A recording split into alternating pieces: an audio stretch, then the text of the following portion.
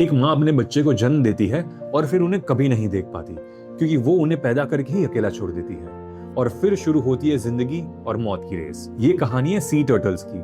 सोचो, एक माँ जो अपने बच्चों को जन्म देने के बाद उन्हें कभी दोबारा ही नहीं देख पाती। रात के अंधेरे में माँ टर्टल बीच पर आती है। वो रात में डजन्स ऑफ एग्स देती है और फिर वापस समुद्र में लौट जाती है। और यहाँ से शुरू होती है बच्चों की रियल स्ट्रगल।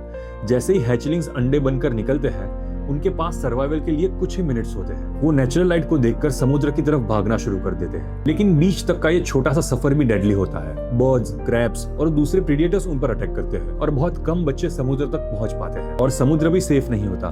फिश और बड़े मरीन प्रीडेटर्स उनका शिकार कर लेते हैं। इसलिए हजारों हैचलिंग्स में से भी सिर्फ 0.1% एडल्ट एज तक पहुंच पाते हैं। बचपन के कुछ सालों तक ये फ्लोटिंग सीवीड और सरगैज़म ग्रास में छुपे रहते हैं, जहां उन्हें फूड और प्रोटेक्शन मिलती है। साइंटिस्ट इस फेज को लॉस्ट ईयर्स कहते हैं, क्योंकि इस दौरान इनकी एग्जैक्ट लोकेशन ट्रैक करना मुश्किल होता है। और सबसे अनबिलीवेबल पार्ट, 10 से 15 साल बाद ये अर्थ की मैग्नेटिक फील्ड को कंपास की तरह यूज करते हैं और हजारों मील ट्रैवल करते हैं और वो वही बीच ढूंढ लेते हैं जहां उनका जन्म हुआ था। इस प्रोसेस को कहते हैं नेटल होमिंग। और शॉकिंग बात यह है कि ये स्पीशीज 220 मिलियन साल पुरानी है, डायनासोर से भी पुरानी। शायद इसीलिए नेचर हमें बार बार सिखाता है कि सर्वाइवल सिर्फ स्ट्रेंथ से नहीं, परसिस्टेंस से होता है।